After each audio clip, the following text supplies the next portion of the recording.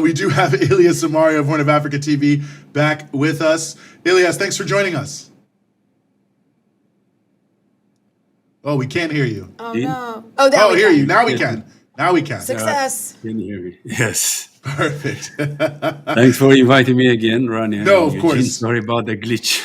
No problem at all. No problem at all. Great to have you here. Well, in a way, I wish it was under better circumstances, but nonetheless, this week we've seen this release of this new, alleged UN human rights report, although it's sponsored by the UN, but it has its own provenance. But nonetheless, going back to what we've been hearing for the past 3 years about the recent war in northern Ethiopia, waged by the TPLF against the Ethiopian government and against the Eritrean government, and also against many Ethiopian people and surrounding regions around Tigray. This sort of rehashing the same thing, that there are a lot of human rights abuses by the Ethiopian government, by the Eritrean government. But one of the things I noted, and where I really wanted to start here, is it actually says in the Al Jazeera article about this, when they were interviewing one of the people behind it, they were like, but really is whatever we can say about Ethiopia, the Eritreans, they were the worst. Eritrea is the worst of the worst. And I just thought to myself, I mean, this is sort of amazing in a way, that a country is invited by their neighboring country to come help them with a security issue, totally legally from the point of view of international law. And they have somehow, that country, Eritrea, become the centerpiece of all negative discussion about what took place there, while the entity that started the war, the TPLF, is barely talked about. So the first question I just had to ask you is, why is it that Eritrea, this small country, is being the most demonized in the context of everything that's being alleged here about this conflict? Well, Eugene, it's par for the course for Eritrea. It has been this demonization, relentless smear campaign, psychological warfare, negative propaganda has been there for the past, say, 25 years. But in particular, in this latest war, that the TPLF, the Tigray People's Liberation Front itself, ignited on November 3, 2020. That's beyond a shadow of doubt. They themselves have admitted it. But as you said, the TPLF gets away scot-free. It should be on the docks facing war crimes charges. But it's all demonizing Eritrea. And it seems to me now, after 3 years, 2 years of the war, and then the Pretoria Agreement last year, 2022, cessation of hostilities, the TPLF is still at large. It has not been completely disarmed. It is right now in Tigray. Tigray is a hellhole under the TPLF.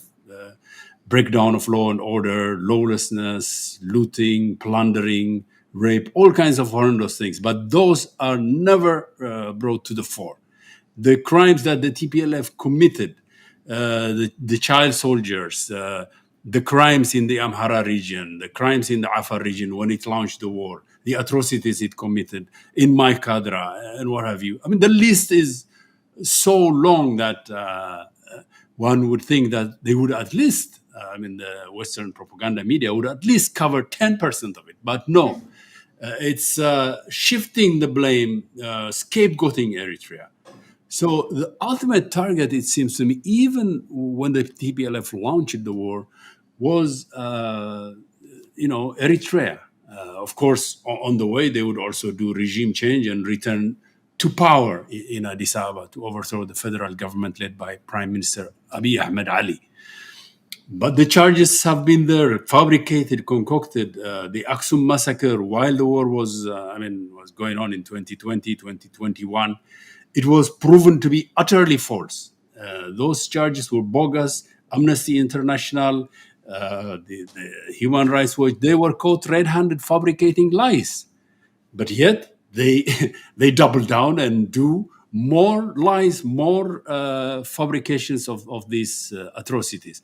It is reminiscent of what what Amnesty International did in 2011 when the war against Libya was being prepared.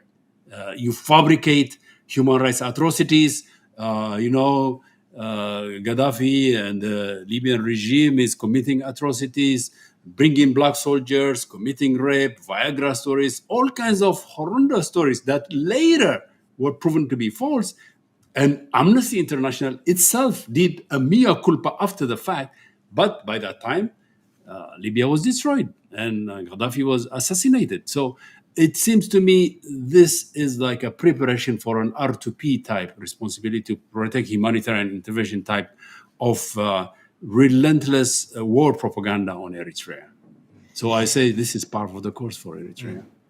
And I think a part of, and this is actually like common, right, among any country that's targeted by U.S. imperialism, is of course let's call them the U.S. regime media.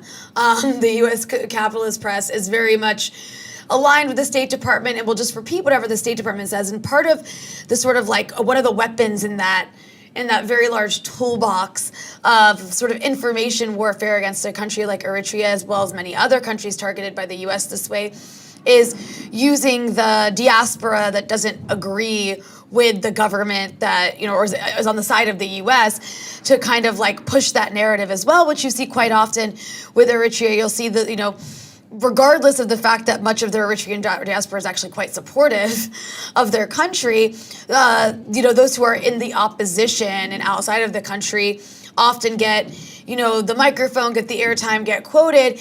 But I think one thing that's interesting is there's been a kind of uptick, it seems, in violence from this group of people. I know in the past few months, Eritrea has been celebrating the anniversary of its independence, and there's been these cultural festivals in various cities around the world. And there was recently one in Germany where there was a massive, violent attack by Eritrean opposition against those who support Eritrea. Something similar happened in Sweden a few months ago. And I think in Toronto, there was a Eritrean cultural festival that was actually canceled because opposition was, making threats. And I mean, this is actual violence we're talking about. So I guess I'm just curious if you could talk a bit about the influence of sort of the Eritrean opposition activists in the diaspora in the sort of information warfare against Eritrea. Well, Rania, this I see it as a last desperate attempt they've tried regime change in Eritrea for over 2 decades. They've imposed their baby killer sanctions. I prefer to call them baby killer sanctions because the sanctions kill babies. They've tried isolation, encirclement. They've tried proxy wars through their client puppet regime in the region, the TPLF, against Eritrea. Everything that was tried to bring about the regime change, overthrow, failed miserably. So this I see as a last desperate attempt to, bring about hooligans, recruits of the ethno-fascist TPLF in the diaspora who came as Eritreans, and they claim to be Eritreans, but they're not Eritreans, because we know from records that 60% of those that came as refugees claiming to be Eritreans, because European countries, the United States, were granting blanket political asylum to anybody who claims to be from Eritrea, part of the attempt to depopulate Eritrea, to drain it of its vital youth force. Over the past years, thousands have been coming claiming to be Eritreans from the Tigray region in particular, but from elsewhere in the Horn of Africa. So what you saw, these attacks on Eritrean festivals that you witnessed recently, that you mentioned in Germany, UK, Sweden, even Israel, Canada, the United States, are last desperate attempts by these hooligans to manufacture sort of schism within the Eritrean community, which is for the most part patriotic. It may be the mainstream. I mean, I'm talking about the majority, the bulk of the majority may not be overtly or actively political, but when it comes to their homeland, their country, they don't want anything bad to happen to Eritrea. They don't want sanctions against Eritrea. They don't want Eritrea to be relentlessly demonized. So they stand fiercely, despite political differences, with their people and their country. I mean, this is natural reaction. So these hooligans have been recruited to create a violence, and as you said, and then the mainstream regime media of the West cooperates in this and portrays it as if it's violence of Eritreans against Eritreans. Nothing could be further from the truth. The majority of these are from the Tigray region, the recruits of the TPLF, supporters of the TPLF, but they're masquerading as Eritreans. True, there may be a sprinkling of a few Eritreans with them, but about 90% of them are TPLF, followers. And so this is a continuation of the TPLF war that failed miserably the past 2 years in Ethiopia, against Ethiopia and Eritrea. The TPLF was defeated. It was forced to sign the Pretoria cessation of hostilities. So the violence is being exported, so to speak, to the West. And the target here is the Eritrean people, their culture, their identity. And the reaction we're seeing is that Eritreans are unified. On the contrary, when such attacks come, it unifies us. The secondary contradictions, the minor political differences are put aside, and we stand aside. We are like that. I mean, decades of struggle against all odds. These cultural festivals, by the way, have been going on in Europe and the United States, in the West, for the past 5 decades. No violences have been witnessed before. So this is a new phenomenon, but it's the last desperate attempt, I would say, of failing empire. The unipolar hegemony is declining.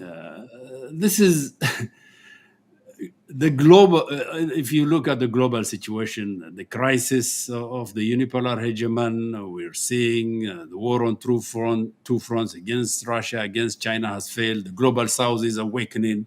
We've seen the BRICS emerging strongly. Europe is in decline. Its economy, the war that the proxy war that they have unleashed on Ukraine has backfired. Winter is coming. This winter is going to be terrible. So, in a way, I also see that this may be a preparation for fascism on the rise in Europe, where the migrants, the black refugees, will be scapegoats. As in the 1930s, there were Jews to be scapegoats. Anti-Semitism was there. So who's going to be, when the economic crisis hits Europe, who's going to be the scapegoat? I see, you may call me conspiracy theorist, but that also may be at play. In any case, what we've witnessed here was that the law enforcement, the police were in cahoots with the disruptors, with the violent thugs. They let them, they treated them with kid gloves. They let them get away scot-free with violence, with injuries. Even in some countries like Germany, the police themselves were stopped. Who gets away with such kind of hooliganism, with such kind of lawlessness and violence? Where in the West can black men get away with violence really against police? Yeah. We're living here in the United States. We know what happens to any black man who steps out of line. Right. The police don't even need excuses to shoot at black people, to choke black people. We know what happened to George Floyd. That's recent memory. So this, I think, is an orchestrated, well-coordinated global attack against the Eritrean diaspora community, which for the most part is patriotic and is standing by its country. It is part of the war against Eritrea. I can conclude. Well, Elias, as always, really appreciate you helping us sort through all of these issues. You're a contributing editor at Horn of Africa TV. And as always, thanks so much for giving us some of your time here on the Freedom Side. Rania and Eugene, thanks as always. I'm becoming a frequent guest, and I like that. So do we.